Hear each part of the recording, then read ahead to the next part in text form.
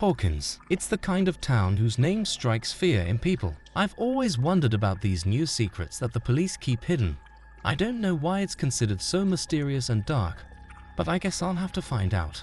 I moved here when I was 19. My parents had to flee my last town, and I just thought about how they purposely decided to ruin my life. I guess now I'm more grateful than resentful. Now I'm 25, my parents mysteriously disappeared this morning on their way to work. I don't know who did what to them, but I'm gonna find out. Our house where we live was abruptly decided to be demolished, and instead of a residential cottage, they decided to build some kind of office here. I did not have a large capital, so I began to look for a decent option for a minimum amount. Favor on my eyes quickly got an ad, which I liked. Not thinking long, I called on the phone and arranged a meeting.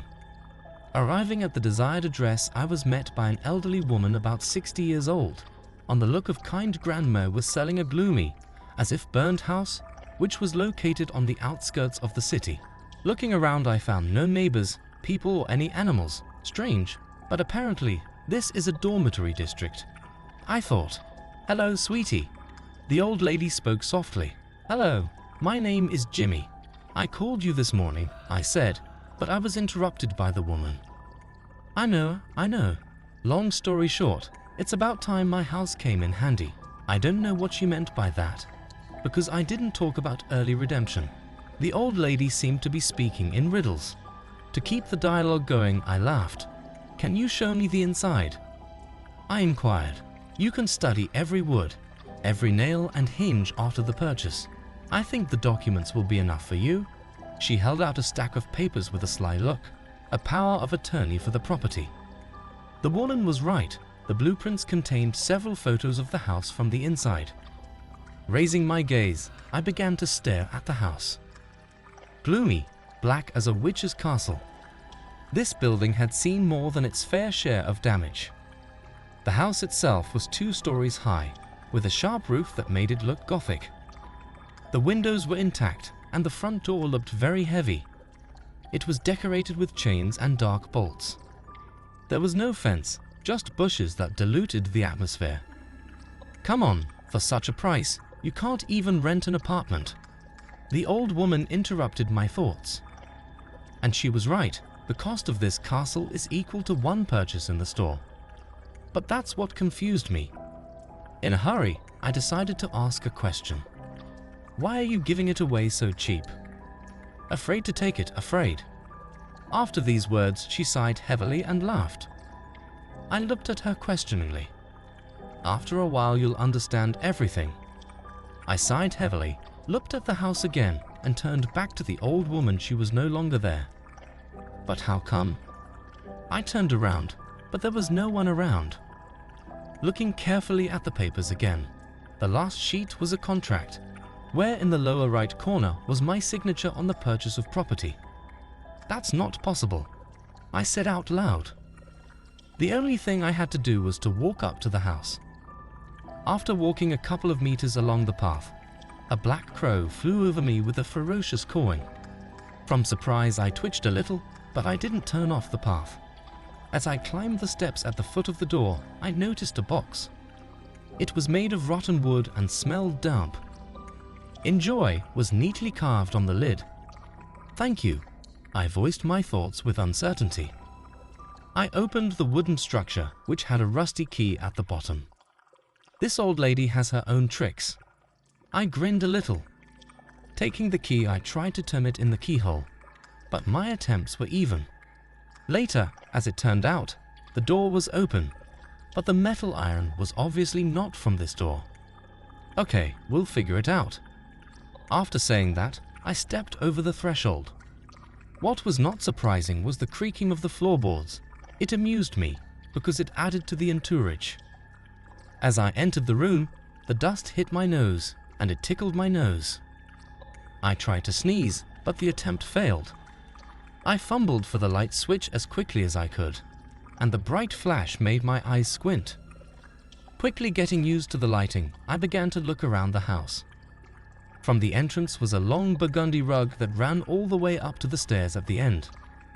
To the right was a dark dresser with vintage knobs, and above it hung a mirror with Polaroid pictures. but it was hard to see faces in them. In one of the photos was the grandmother who had slipped me into this house. There was a girl standing next to her. Her eyeballs were missing, and in her hands was a tattered teddy bear. With amazement, I rubbed my eyes. In front of my eyes, the picture that was right in my hands changed. The grandmother stood with a bloody knife in her hands, and the girl was wearing a blood-stained dress. "What the hell is this?" I said angrily. I hastily put the picture back and continued to look around the house. Walking straight ahead, I found 2 bedrooms and a guest bathroom. The unremarkable rooms that didn't interest my eye I just walked through, and a little later I found myself in the kitchen. Old furniture and the smell of the deadness hit my nose. I gingerly searched the kitchen appliances, hoping I wouldn't find the very knife that showed up in the photo.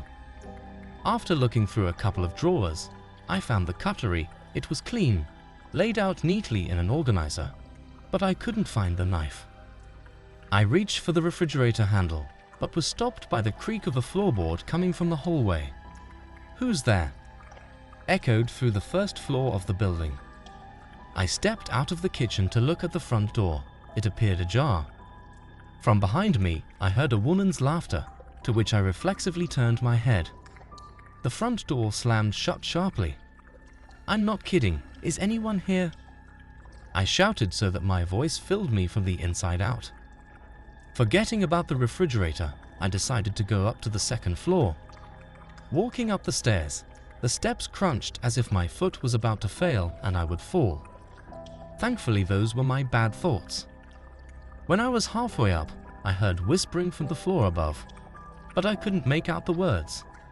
I quickened my step. Despite my racing heartbeat, my interest filled me more. The second floor came into view. In the distance of the corridor stood a bucket into which something was dripping from the roof. Strange, it's not raining outside, I thought, filling the house with my thoughts. The first room turned out to be a bedroom. A cozy big bed, a closet, a puffy by the window, and an exit to a small balcony. I wanted to go out and get some fresh air, but suddenly the bedroom door slammed shut. Probably a draft. What could be strange in this house?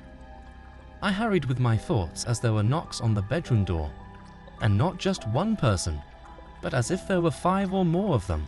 They were strong blows on the wood at small intervals. I got nervous. What's going on here? I did not restrain myself in my hands. For a minute more, I stood stumped at the door to the balcony. The banging finally stopped. The door creaked open into the corridor with an accompanying whisper. "Jimmy." It was the girl's voice. It was eerily pleasant, beckoning to her, forgetting her fears and warming up the desire to get closer. "Don't be afraid." The whisper stretched out again. Gathering my courage, I decided to leave the room. There was a roll of newspaper by the door, and I carefully picked it up and began to look at it. On the clipping, as if written in blood, was written, "I'm Rosie's roommate." Laughter echoed around the floor again. "What do you want?" I tried to say the question confidently. Not the right question. Each sentence of hers sounded closer and closer. Cold sweat broke out on my forehead. "I need you." Turning from a whisper to a shout, I heard a sound and saw a cluster of grey smoke flying at me. The silhouette of a girl with long black hair clung to my neck and pressed me against the wall. "It's my Dawn." I felt like prey with my soul sucked out of me. "That old bitch should have given it to me, but you?" She held me even tighter. With every word she said, I lacked oxygen and began to suffocate. "You got in my way. You ruined everything." She was literally screaming. I felt like my eardrums were going to burst. I tried to wheeze. I didn't know. Tentacles grew out of the grey mass of smoke, wrapping around me and constricting me. I felt my organs move from their accustomed place. Die. An overwhelming scream was the last thing I heard. The tentacles penetrated my eyes and I stopped seeing. White noise filled all sound, and only in the background did I hear Rosie growl in pleasure. The deadness. which was me. A couple hours later, I woke up on the floor, a trail of blood around me extending all the way to the stairs. Cautiously, I got up, shook myself off and started to turn around, wanting to believe it was all a dream. With trembling legs, I cautiously walked to the stairs. Before going down, I looked down to make sure no one else was there. What was going on in my head was making me dizzy. There was a knock on the front door. I slowly made my way down. Coming, coming. I was still scared, but I hoped for a good outcome. I opened the heavy door and a young girl could be seen in front of me. She was not tall, with black hair in a bun. Next to her stood a little girl about 5 years old with a teddy bear. "Oh, Jimmy," exclaimed the girl. "My name is Rosie. I'm your neighbor, the house on the left. This is my little girl Hazel." The girl extended her hand politely. In a state of shock, I forgot to ask how she knew my name. "Hello," I said in a shaky voice. "Before you lived here was a nice old lady. She did not say where she went." Without answering, I closed the door in front of the lady's noses. But our dialogue didn't stop. From behind me, she kept talking. "Jimmy, you didn't answer." I turned back around. They were standing behind me. Rosie had a knife in her hands and Hazel had a bloody dress and a torn teddy bear. "Come on, Jimmy, answer me." She said it with a wheeze, and I saw her grow old in a flash. Now instead of Rosie, it was the same granny. What I saw was a copy of the picture I was holding. They began to laugh ferociously, their roar filling not only the house but the street as well. My heart sank into my heels, and I ran. It seemed useless, but I saw only this way out.